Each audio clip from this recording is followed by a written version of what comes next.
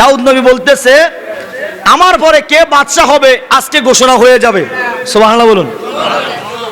তখন দাউদ আলাইহিস সালাম বললেন আমি দুইটা প্রশ্ন করব, যে সঠিকভাবে আমার দুইটা প্রশ্নের জবাব দিতে পারবে সেই ভবিষ্যতে বাদশা হবে এবং সে নবী হবে, জোরে বলুন সুবহানাল্লাহ। তো দাউদ আলাইহিস সালাম প্রথম নাম্বার প্রশ্ন, সকল সন্তানেরা মনে মনে ভাবে হয়তো আমারে দিতে পারে, আমি শিক্ষিত, আমি জ্ঞানী, নিজে নিজে সবাই ভাবতেছে। দাউদ আলাইহিস সালাম ডাক দিয়ে বলে বাবারা শোনো, পৃথিবীতে এমন একটা দেশ আছে, এমন একটা দেশ আছে, এই দেশে যাওয়া যায় আসা যায় না, খবর যাওয়া যায় না, খবর আসেও না। পৃথিবীর মধ্যে এমন একটা দেশ আছে এত দূরে। তো সকল সন্তানেরা এক একজনে যার জ্ঞানে ব্রেনটে যেটা আসছে সে এক একটা দেশের নাম কইছে, এই দেশগুলো দূরে। সবাই যখন বলা শেষ হয়ে গেছে, দাউদ নবীর সবচেয়ে ছোট সন্তান হলো সুলাইমান আলাইহিস সালাম, যেরকম সুবহানাল্লাহ।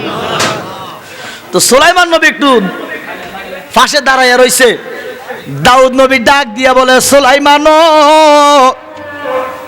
দূরে কেন দাঁড়াইয়া রইছে, কাছে আসো। ছোট সন্তান কাছে আসছে। দাউদ নবী ডাক দিয়া বলে বাবা সুলাইমান, তোমার ভাইয়েরা তো এক একজনে এক একটা দেশের নাম বলছে,